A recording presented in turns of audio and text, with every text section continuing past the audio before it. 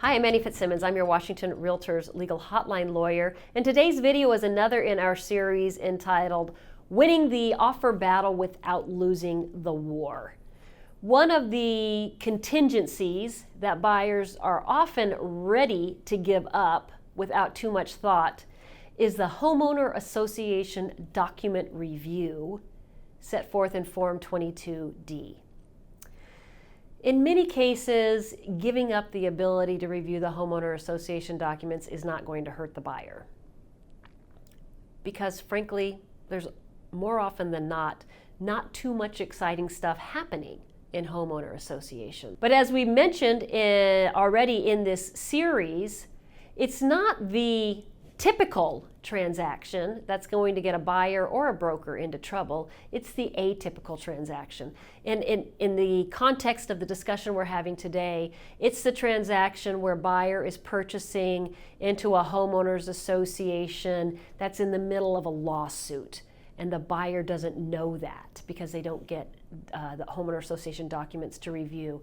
It's the buyer who purchases from a homeowners association where the association itself was abandoned a few years ago and there is no management structure, and as a result of that, the condition of the subdivision is becoming more and more dilapidated, not necessarily completely obvious to buyer today, but in 2 or 3 years as things unfold, it becomes more and more obvious. Or the association whose dues are not sufficient to meet the requirements of the association for payment of insurance, maintenance of the common areas, and recent votes have been taken to increase what seems like a moderate or modest CC&R homeowner association dues, and they're going to quadruple that amount.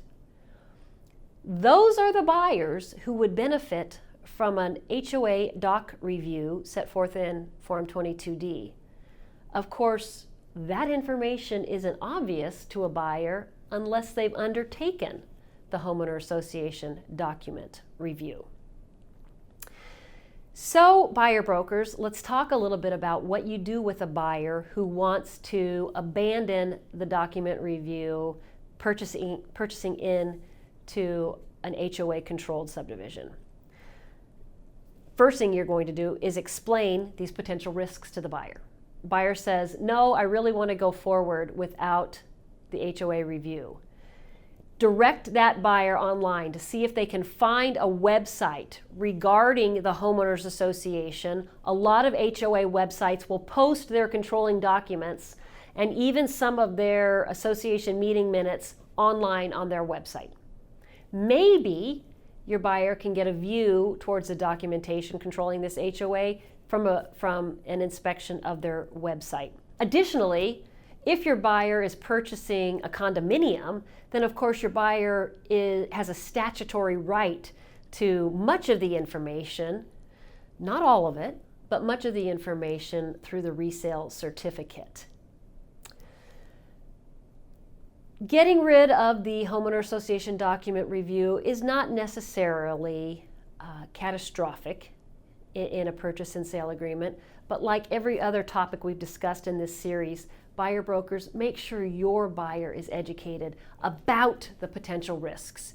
You don't want to represent that one buyer who purchases into a homeowners association that's fraught with problems without having told the buyer about the opportunity to ask for the HOA document review in Form 22D and have written documentation from your buyer that the buyer wants to proceed without it. Real quickly, what do I mean when I say written documentation? An email exchange with your buyer where you remind your buyer of the conversation we had today about the opportunities that come from reviewing the homeowners association documentation. It's the provision set forth in Form 22D. You indicated to me that notwithstanding the risks we discussed, you wanted to proceed with making buyer's offer without including the Form 22D HOA document review.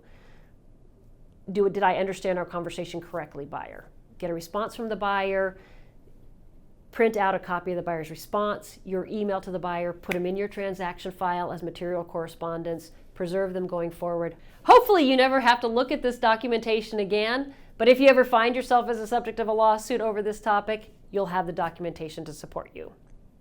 If you have questions on this topic or any other, please send an email to me, legalhotline@warealtor.org.